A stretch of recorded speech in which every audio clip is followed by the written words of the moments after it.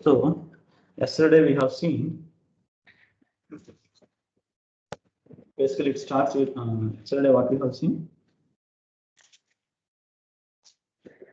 Trapezoidal rule we have seen, and then composite trapezoidal rule we have seen. By making the given interval into number of subintervals, and in each subinterval we have applied the trapezoidal rule, so that we will get the less number of errors. And suppose if the error tolerance is already given to us, then we can find the number of subintervals needed. Okay, with the basic formula, the last formula. What is that one? What is the maximum error possible? The maximum error possible is b minus a whole cube upon 12 times capital N, that is the required number of subintervals that needs to be evaluated, and the maximum of the p plus 1th derivative of f in the interval a is less than or equal to x is less than or equal to p. Now, what about the p? P is basically the order of the integration rule. For example, in the trapezoidal rule, what is the order of the integration rule? Order of the integration rule is p is equal to 1. Why? Because in the integration using the trapezoidal rule, only the polynomials of degree x of degree maximum of degree 1 can be evaluated exactly. Suppose if there is a polynomial of degree 2, then then there will be definitely there is some error. Okay, please excuse me for 2 minutes.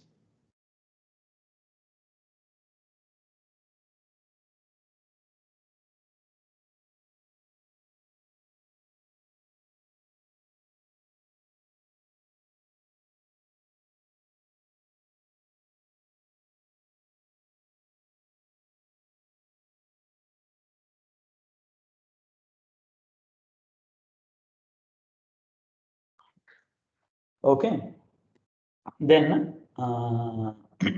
yeah, so that's all. So because of that reason, so whatever, so up to constant functions we can evaluate exactly. Polynomials of degree 1 also we can evaluate exactly. So the polynomial, second order polynomials, the trapezoidal rule will not give us the integration exact values, so there will be some error. So because of that reason, order of the trapezoidal rule is 1. And what is that error? That error is basically evaluated. What the error possible, the difference that occurred for the second order basic polynomial, that is particularly for the x square. So that is the exact value and it is the approximated value. So whatever the difference is there here, whatever the error is there, that is we will represent with the number c, and the error for this trapezoidal rule is given by the formula c upon p plus 1 factorial times the second p plus 1th derivative of f at the z. Okay, so for all the at every point if you choose, then what we can take the maximum of the p plus 1th derivative of f in the interval a comma b. So that is where somewhere I have written some, yeah, that is this one here. Okay, particularly for trapezoidal rule, this is the particular error. Now if epsilon is error tolerance is already given, that what we just need to do, we need to just b is already there, a is already there, so we need to find out that epsilon. Okay, no, sorry, not there. In the composite function for in the composite trapezoidal rule, we need to use this one. Okay, not in the error. Okay, so we have evaluated one problem also. Now today we are going to discuss another rule. Why? Because the order of the trapezoidal rule is 1 and seems to be very less actual. So to improve that one, we are going to discuss another integration rule called Simpson's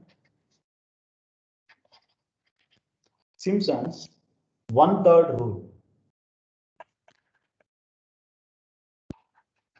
Why it is called 1/3 rule, you will get to know easily. Okay, so what is the Simpson's 1/3 rule? Actually, it started with, if you remember, in the trapezoidal rule, we have used the Lagrange interpolation polynomial, and initially we have in the classical trapezoidal rule, we have taken no subintervals. means we have taken actually the entire interval as one unit, and there exist only two nodal points, that is nothing but the endpoints, and initial point and the end point of the interval. That is how we have started. Okay. Now in the Simpson's 1/3 rule, we'll assume that the number of nodal points increased. Now it is considered as number of nodal points is 3. So sorry, it is not number of nodal points. Okay, what I can say, number of nodal points is 3. Okay, obviously number of nodal points is 3 means n is equal to 2. N is equal to 2 and the nodal point should be equispaced, right? So that is we are following that one, equispaced, and hence what are the nodal points for the Simpson's 1/3 rule? We should consider the classical, the fundamental Simpson's 1/3 rule. Okay, so this is the given interval A and B. So obviously the initial nodal point is x0, that is A, and the final, that is number of nodal points is 3, so that is x2, so that is B, and the equispaced, so that is nothing but x1, and everyone, it is easily to see that if we want the equispaced nodal point, then it has to be the midpoint of the interval, that is A plus B by 2. Okay. So as usual, what is the quadratic rule says? The integral value of f between the limits A and B, they will assume that it is actually a combination of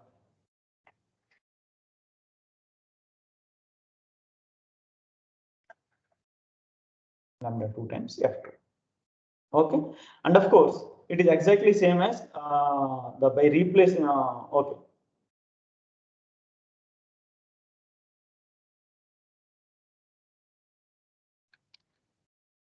Okay, let me go back to the starting of the integration. Why? Because so again in the for Simpson's 1/3 rule also we are using the Lagrange interpolation polynomial only.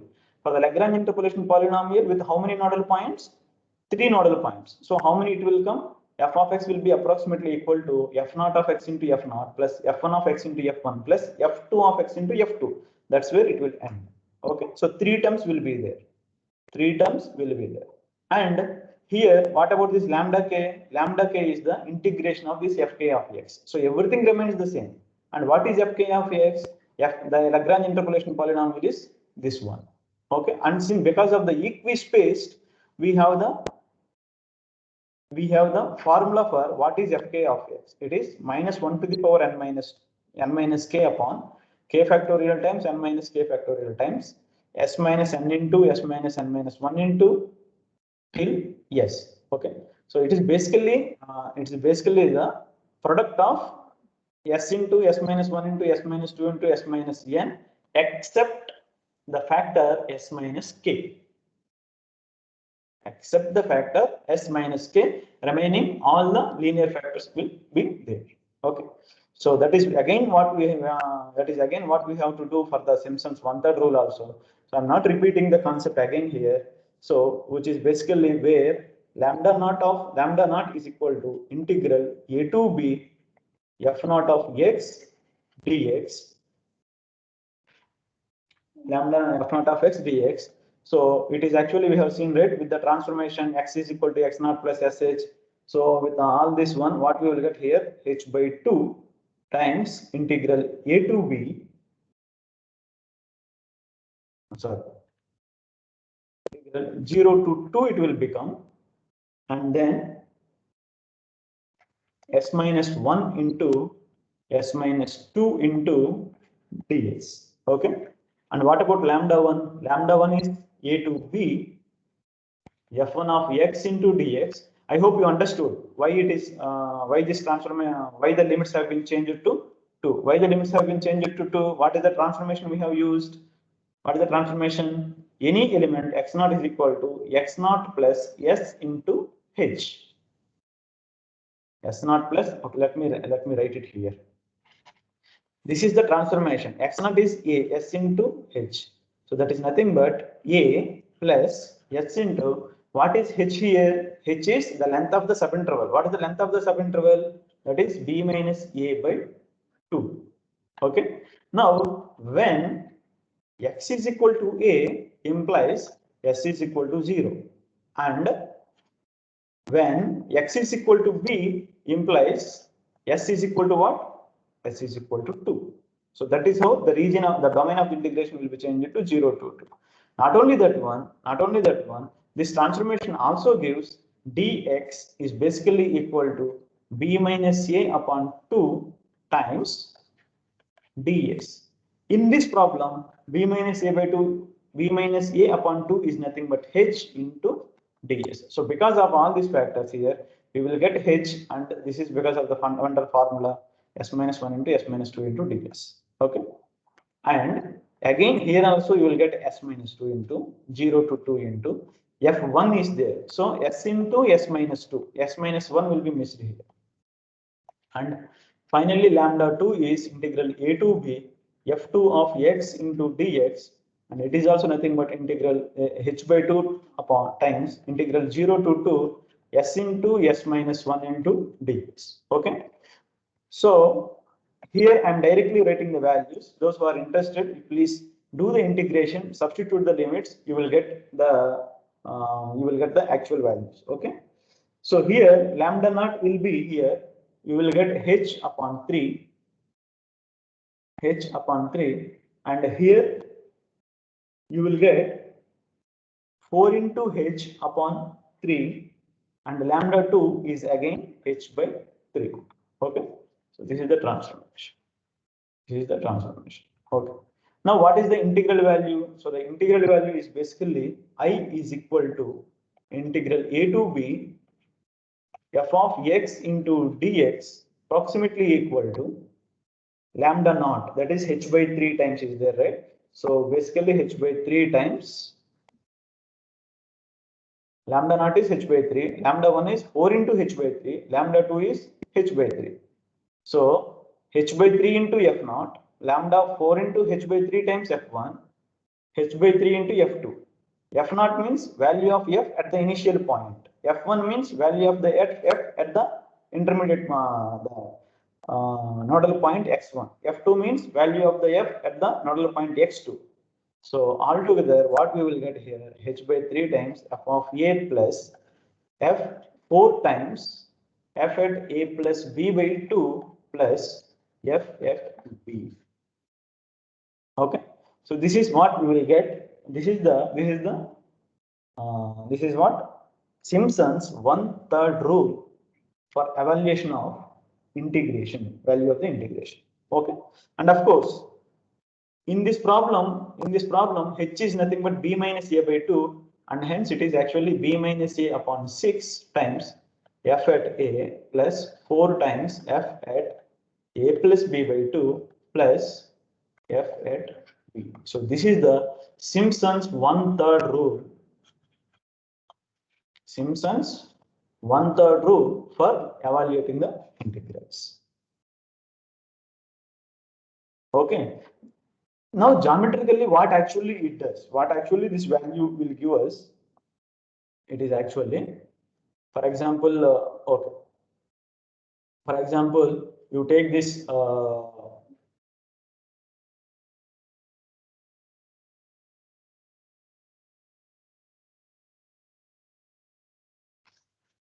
for example, assume that this is the A and this is B. Okay. And here in the Simpson's 1/3 rule, we have a plus b by 2 is also there. Okay. Now, what is the integral? Integral a to b f of x dx. What is this one geometrically? Geometrically, it is the area under this curve. Area under this curve. But area under this curve. But we are not evaluating exactly, but we are using the some integration rules. So what is that Simpson's 1/3 rule? What is this point? It is a comma f of a. And this is, so what about this point? It is a plus b by 2, comma, f of a plus b by 2. And what about this point? It is b, comma, f of b. Now, the right hand side will give, basically it will give us the parabola. 3 points are there. So using the 3 points, I think not this one. Using the 3 points, there is we have only one parabola right here passing through these 3 points. Passing through the 3 points.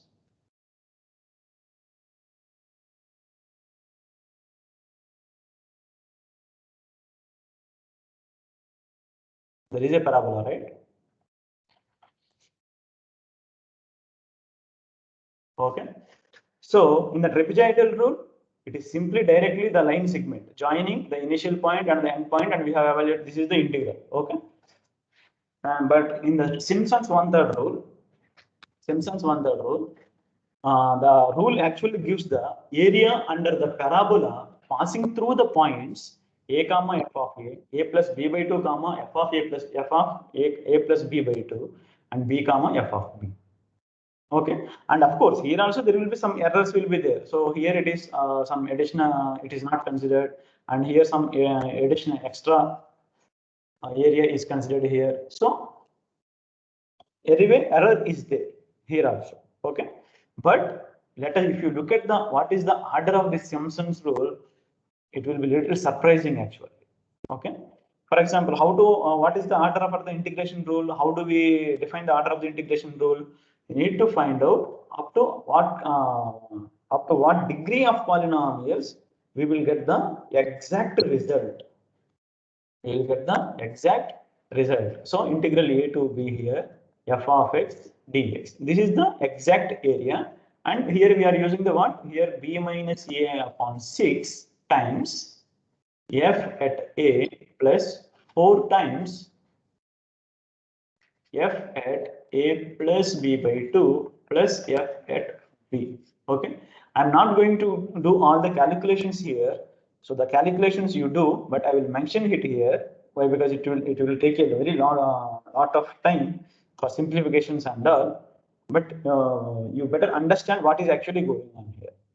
So what is the, if f of x is equal to 1, what is the exact integration value here? It is simply b minus a, right? And if you evaluate this one, f is a constant function of 1. So you look at this one, f of a is what? F of a is 1. F of a value is 1. F of b is 1. F of a plus b by 2 is also 1.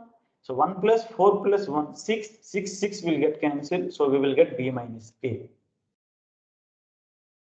So it is actually exactly equal to, right? When f of x is equal to x, substitute x square by 2, substitute the limits, what we will get? B square minus a square by 2. That is the exact area. Using the formulas, if you evaluate, what you will get here? Okay, let me do at least for x. So b minus, I will write down here and then later I will erase. So b minus a upon 6 times f at a, so that is a only, plus 4 times f at a plus b by 2. So that is, it is an identity map, right? F of x is equal to x. So that is an identity map. F at b is b. 2 here it will becomes 2. 2 times a plus b and 1 more times a plus b. So 3 times a plus b. 3 in the 6 2 times b minus a into a plus b. So that is exactly b square minus a square by 2. B square minus a square by 2. So for the polynomials of degree 1 also, the Simpson's one-third rule giving the exact results. Okay. Now let us do for x square. What is the integration for x square? Integration for x cube by 3. Substitute the limits. B cube minus a cube by 3. Now what about using this one? That is a little difficult thing, but we need to evaluate. Okay. Or okay, let me do it for x square also. If you do it for x square, what we will get? B minus a upon 6 times a square plus 4 into a plus b by 2 square plus b square, right? This is using the formula. 2 square, 4, 4 will get cancelled, right? Okay, so b minus a upon 6 times, here what we will have here, a plus b whole square plus a square plus b square. That is 2 into a square plus 2ab plus 2 into b square. You take 2 common, so it will be 3, and b minus a times a square plus ab plus b square. What is the formula? That is nothing but b cube minus a cube by 3. So for x square also it is giving the exact values. Okay. Now for x cube, it is b to the power 4 minus a to the power 4 upon 4. Here I am not doing it, it will take a very lot of time, but actually what you can see it here, this is also will give you exactly the same value. b4 b to the power 4 minus a to the power 4 upon 4. So, but for the x to the power 4 functions, what is the exact value? b for 5, a to the power 5 upon 5. But when you evaluate this one here, we are not going to get the exact value. Here, it is not equal to the value which we will obtain here. Okay, so you do it on your own. Why? Because a to the power 4 and a plus b by 2 to the power 4 and b to the power 4, and then you need to simplify it. So many things will come here. So I don't want to waste time here in evaluating that power 4 business here. Okay, you do it here. Okay, so what you can see here, basically, for the powers of degree 0, power 1, 2, 3, up to 3, we are getting the exact results, and but 4, we will not get the exact result. So what is the order of Simpson's 1/3 rule is 3 here, whereas the order of the trapezoidal rule is only 1. Order of the trapezoidal rule is only 1, but the Simpson's 1/3 rule is we are getting a very big, for up to for the polynomials of order 3, we are getting here 3. So that is here it is actually equal. So for the Simpson's rule, what is p? P is actually equal to 3. Right. Now what about the error? Error is given by R here now 2. Why? Because number of subintervals is 2 here. In the trapezoidal rule, it is only 1. Why? Because number of subintervals is 1. Okay. Okay. Of f at x is actually given by c upon p plus 1 factorial times p plus 1 order of f at xi, where a is less than or equal to, xi is less than or equal to b. So what is C here? The C is basically the difference in the exact value of x to the power 4 and the value obtained by the Simpson's 1/3 rule. Okay. So C is basically, okay. So let me write here. So C is basically given by 1 upon 5 b to the power 5 a to the power 5 minus b minus a upon 6 times a to the power 4 plus 4 into a plus b by 2 to the power 4 plus b to the power 4. If you calculate it, what you will get? Minus b minus a to the power 5 upon 120, you will get it. That is C. It is C only. And now what about the error? Substitute there. So R2 of f at x, if you take the modulus, which is equal to, if you take the modulus, this minus will go away. So C upon, so that is b minus a to the power, b minus a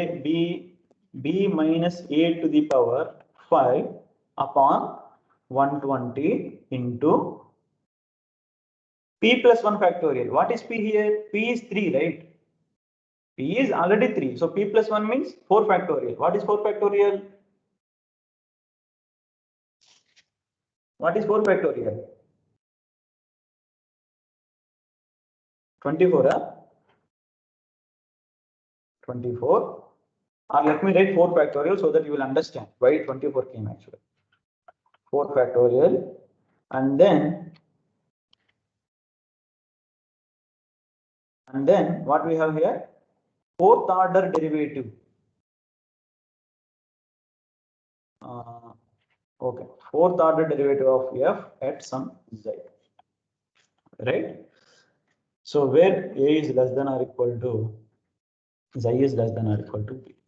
So what we can say, it is maximum error possibility is b minus a to the power 5 upon 120 into 4 factorial times maximum of modulus of the fourth order from derivative where a is less than or equal to x is less than or equal to b.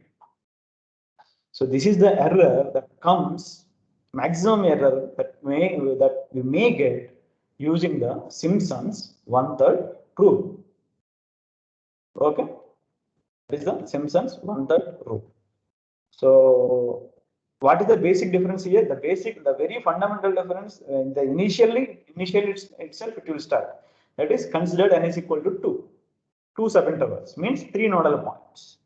But in the trapezoidal rule, only 1 nodal point. But later we have obtained something called the composite trapezoidal rule. Okay, so that is this one. So now similarly, so what basically we have done?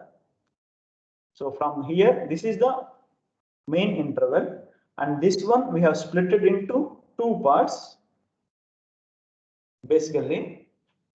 And in the for these intervals we have a parabola, maybe a parabola we have drawn at these 3 points, and using this area we have approximated. Okay. Now, similar to the composite trapezoidal rule, what we are going to have here also, we are going to have composite Simpson's 1/3 rule. Composite Simpson's 1/3 rule. What is this composite Simpson's 1/3 rule? First, divide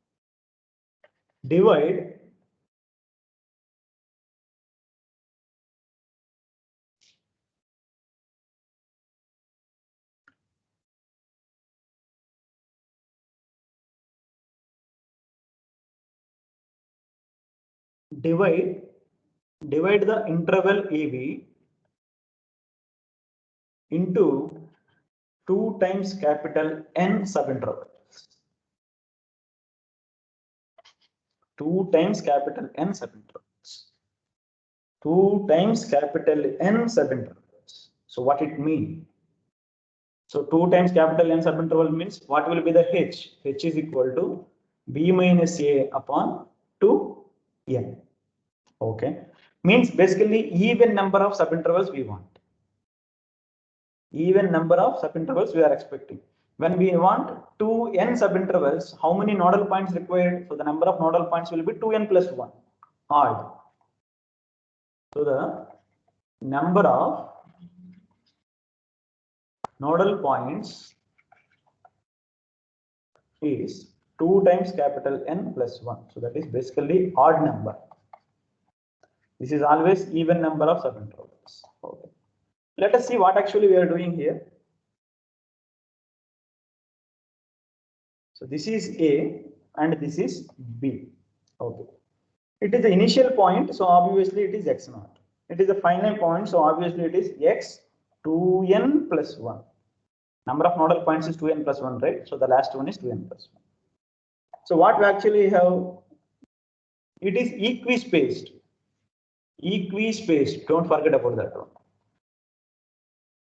x1, x2, x3, x4, x5, x6.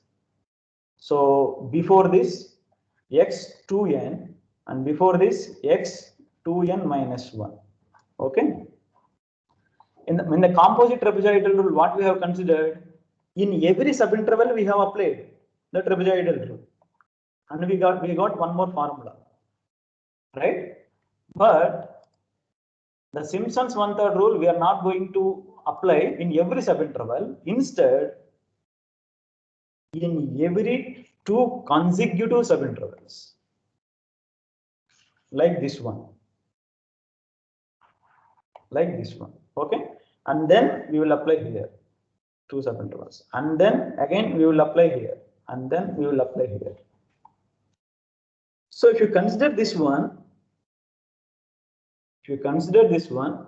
what is the integral from x0 to x2 f dx using the formula? It is b minus the difference, right? What is the difference? Look at the formula. What is the initial formula we got? B minus a upon 6. What is actually b minus a? B minus a is the length of the interval that we have considered here, from here to here, upon 6. F at the initial point plus 4 times f at the middle point plus f at the end point of this two intervals, right? So that is what we are going to have again here. Now, what is the difference from here to here?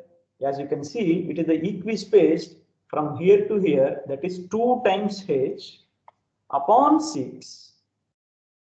2 times h upon 6. Am I clear? Okay. Times f at x0 plus 4 times f at x1 plus f at x2. Done. Okay, done for this one. Now for this subinterval, integral from x2 to x4 f dx, again use the Simpson's 1/3 rule within this interval. So what about again the difference? The length of the interval is here, x2 to x4 is 2h. So 2h upon 6, value of f at the initial point x2 plus 4 times value of the f at the intermediate point, that is 3, plus f at the first point. Now similarly for the next one also. Next, what is next one? x4 to x6. So finally, what will be the last integral will be on this one to here, x2n minus 1 to x2n minus 1 to x2n plus 1.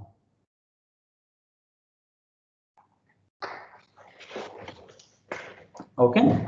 So what about that x2n minus 1 to x2n? That is also, let me write it here, x 2n minus 1 to x 2n plus 1 f dx.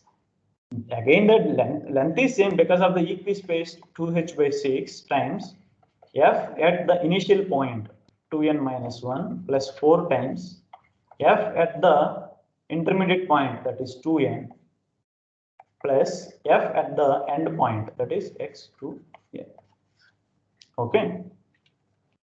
Now, what is actually the integral a to b f dx? It is actually nothing but x0 to x2 plus x2 to x4 plus x4 to x6 plus and so on plus integral x to n minus 1 x to n plus 1 f dx, right?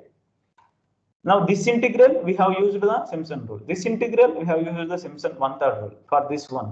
For everything we have used the Simpson's 1/3 rule. Now some of these integrals can be approximated by the sum of the right hand side values. What are the right hand side values?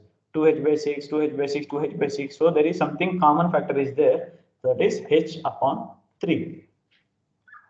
Let us start f at x0. Okay, f at x0 plus 4 times x1, 4 times x3, 4 times x2n Why x2n actually? X2n should not come.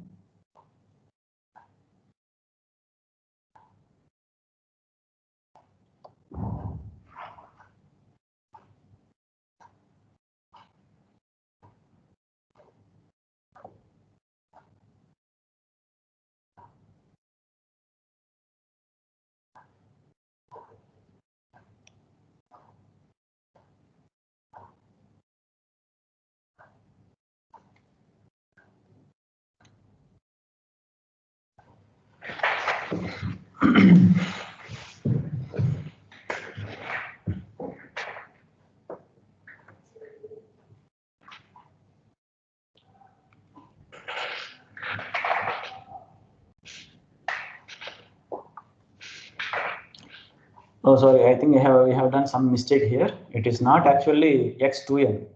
There is a mistake here. B means x2n. Yeah. This is -2 and this is -1. And here 2n is the number of subintervals, right? 2n is the number of subintervals. That is right. So n plus 1. I have confused with this one here. Yeah, right. So B is x2n. So basically the last one, actually there is a little change here now.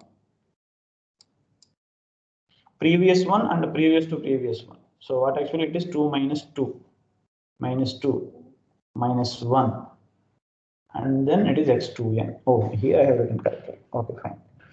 So here also it is it will be x2n minus 2 to x2n only, right? So now if you look at here, 4 times x1, 4 times x3, 4 times x2n minus 1 means at all the nodal points with suffix odd. Suffix odd. What we are getting here, 4 times, let me use a short form, f1 plus f3 plus and so on plus f2n capital N minus 1 plus, now look at here, x2 is there and x2 comes here again. X4 is there and x4 will come again here. And so all the at all the nodal points with even suffixes, even places, we are getting, they are repeating. So 2 times f2 plus f4 plus and so on plus f2n minus 2 plus last one we are not getting the repeat. Why? Because after this one we are it is going to end, right? So f x2n, f x2n. So this is the formula. This is what the formula. This is the composite Simpson's 1/3 rule. Composite Simpson's 1/3 rule. Okay. So what basically we are doing here, we are dividing the entire interval into 2n subintervals. 2n subintervals. Okay. So 2n subinterval means with the help of the 2n plus 1 points, hard points. Okay, right. So whatever it is. Now, if you use the, what is the advantage of this composite Simpson's 1/3 rule? Suppose if you evaluate the error here,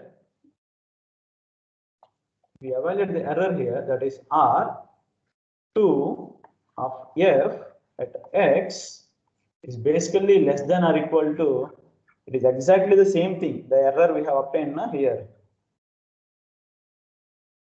Okay, it is exactly the same thing, but it will be replaced with, since we are doing in the 2n subintervals, so it will be 2n times this one. So that is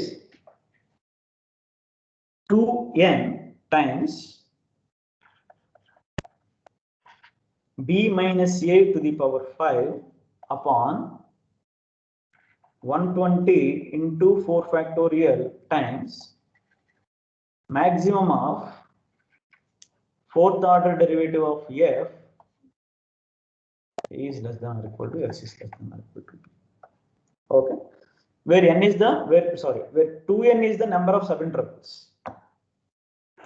2n is the number of subintervals.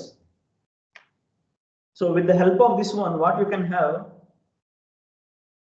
what we can have, suppose if the error tolerance is already given, then we can approximate by making, we can decide, we can find out how many number of intervals that are required. Remember, it should be 2n, even number of subintervals.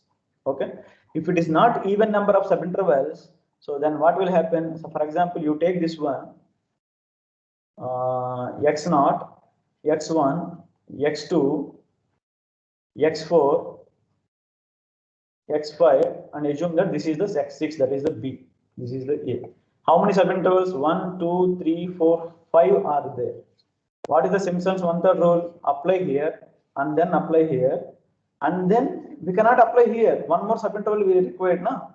Here only we have one subinterval, so it should be always even number of subintervals. Then only the Simpson's one-third rule, composite Simpson's one-third rule will work. Okay. So this is about the Simpson's one-third rule.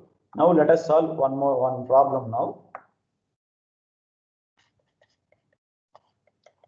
Let us take the same example yesterday we have considered. That is integral 0 to 1, 1 upon 3 plus 2x times dx. First thing, when you are using the Simpson's rule, number of subintervals should be even. So n can be 2 or n can be 4 or n can be 6. Okay, using Simpson's one-third rule, using S one-third rule. Okay, what is the function? F of x is equal to 1 upon 3 plus 2x. Okay, case 1. What is case 1? Capital N is equal to 2. Capital N is equal to, number of intervals. 2n is equal to 4. 2n is equal to 6. Okay, so 2n is equal to 2 implies n is equal to 1. Okay, so the number of subintervals is 2. x0, x1, and then x2. Okay, so this is A, that is 0, and this is B, that is 1, and obviously this is 1 by 2. Obviously this is 1 by 2. Now what about the integral value? Okay, now in this case, what is h? H is b minus a upon 2n. That is 1 minus 0 upon 2. So that is h is 1 by 2. Now what is the integral value? 0 to 1, 1 upon 3 plus 2x dx is approximately equal to b minus a upon 6 times f at initial point A plus 4 times f at the midpoint plus f at the final point. Okay, so what is b minus a? B minus a is 1, so 1 by 6 times f at a, that is 0, so f at 0 is 1 by 3 plus 4 times f at the midpoint a plus b by 2, so that is actually x1. So x1 is what? 1 by 2. So 1 by 2, 2 will get cancelled, 3 plus 1, 4. So it is 1 by 4 and plus f at b. F at b is x2 is equal to 1. So 1 by 3 plus 2. So that is equal to 5. That's all. That is the approximate integral value using the Simpson's one-third rule. Simpson's one-third rule. Okay. Now, I think I'm missing something here. Did I commit any mistake here? What is the formula we have obtained here? Oh, that's sorry. It is not 6 actually. It is 1/3 only, right?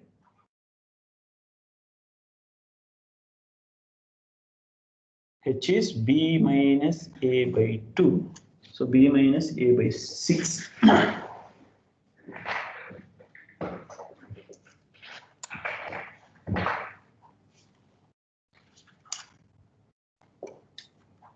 Yeah. So 1 by 6 times this one. Right. So what we have evaluated, what we got it here in this problem. Yeah, right. Correct. 1 by 6 times 1 by 3 times 4 into 1 by 4 plus 1 by 5. Right. Now, case 2. Case 2 is 2n is equal to 4. 2n is equal to 4 means number of subintervals are 4. So what about h? B minus a upon 2n. So that is 1 upon 4. So obviously, what are the nodal points? X0, x1, 1 by 4 plus h, 1 by 2, that is x2, and then 3 by 4, so that is x3, and then 1, so that is x4. Okay. So it is not there.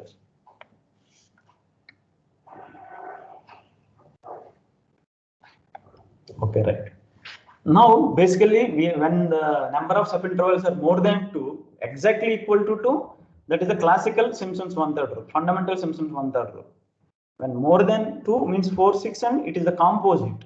So from here to here and then here to here. Understood, right? So how to get this formula now?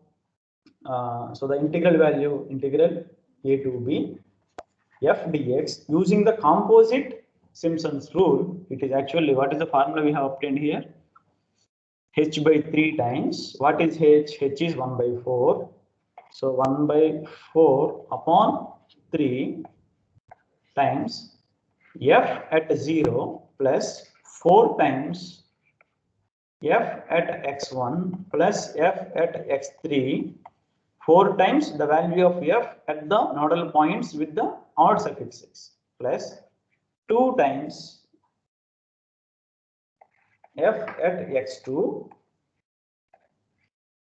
plus f at x4.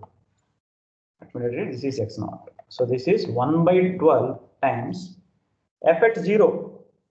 fx is 1 by 1 upon 3 plus 2x. X value is 0, right? So 0 means it will get 1 by 3 plus 4 times f at x1. x1 is 1 by 4. Substitute 1 by 4, 2. So 1 by 2, 2 will be there, and so 2 by 7 plus x3, 3 by 4, 3 by 4, 2, 6, 3, 9, 2 by 9 plus 2 times f at x2. x2 is 1 by 2. Substitute 1 by 2, 1 by 2. 2 will get cancelled. 3 plus 1, 4 plus f at x1. So that is 1 by 5. So this is the approximate integration value using the Simpson's one composite Simpson's one-third rule. Okay. Here also, of course, case 3 I am not doing it now. You do on your own. Case 3 is when 2n is equal to 6. Okay. 2n is equal to 6. But I am doing another problem. If epsilon is equal to 4 into 10 to the power minus 4, find capital N. Find capital N using composite Simpson's one-third rule. So what is that one here? First thing is what is the error? R2 of f at x is basically less than or equal to, if you remember, b minus a to the power 5 upon 120 times 4 factorial times 2 times n times the maximum of modulus of the fourth order derivative of f 0 is less than or equal to x is less than or equal to 1. Base a is less than or equal to x is less than or equal to b. So what we are expecting, this error should be less than 4 into 10 to the power minus 4, that is epsilon. Okay. So here on the right hand side, what you will get here, b is 1, 0, 1 to the power 5, 5 only, sorry, 1 only. So 1 upon 120 into 4 factorial 24. 2 into n we require to evaluate what is not known is maximum of the fourth order derivative of f. So that is very much important to evaluate. F of x is equal to 1 upon 3 plus 2x. Derivative is minus 1 upon 3 plus 2x square. Second derivative is, so what is the second derivative? Oh, sorry, minus 1 x square times 2, right? So minus 2.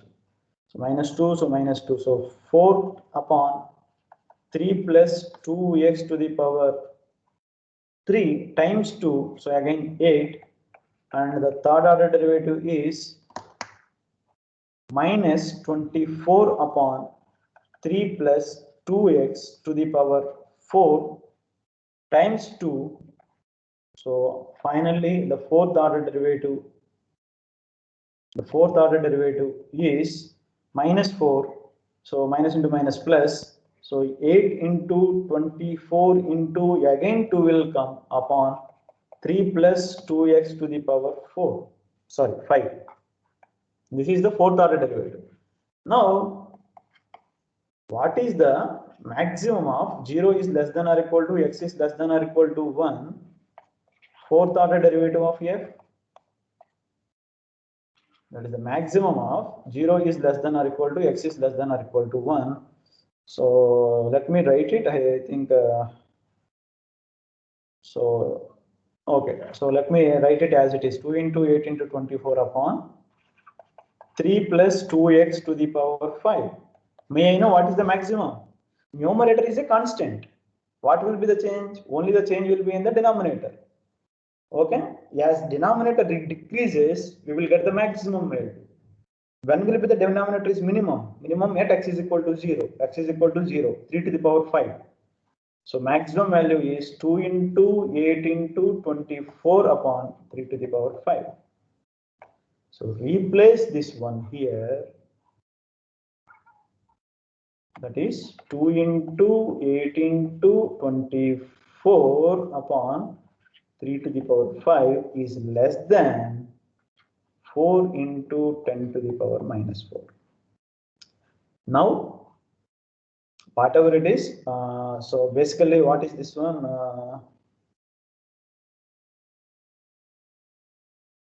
So basically what is this one?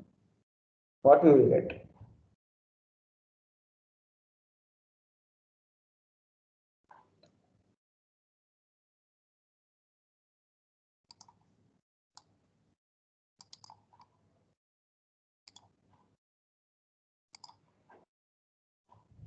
So what actually we will get basically here, 2n will be 2n is less than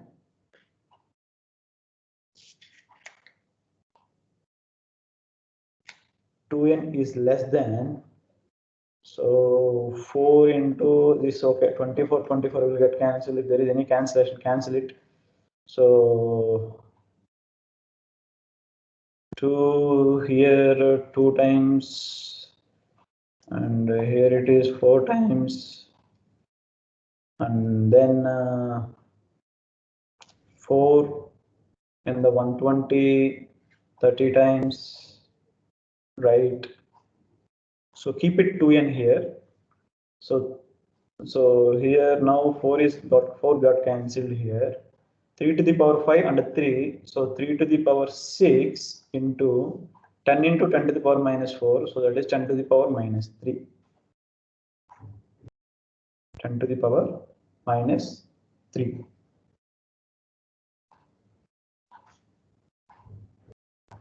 Okay. So now you simplify this one and apply the logarithm. If you apply the logarithm, you will get the number of subintervals required. Okay. Or 3 to the power 6 means, calculate how much the 3 to the power 6 times 10 to the power minus 3 generally.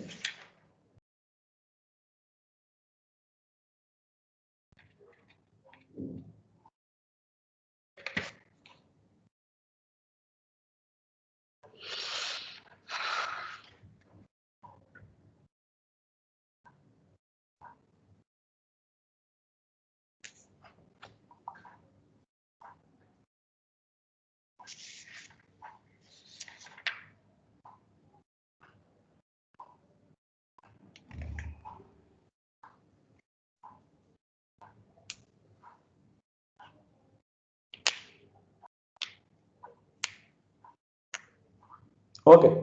Anyway, I'm stopping here. You complete this one and find n. And find n. Okay. So that's all. If you have any doubts, you are most welcome. Now,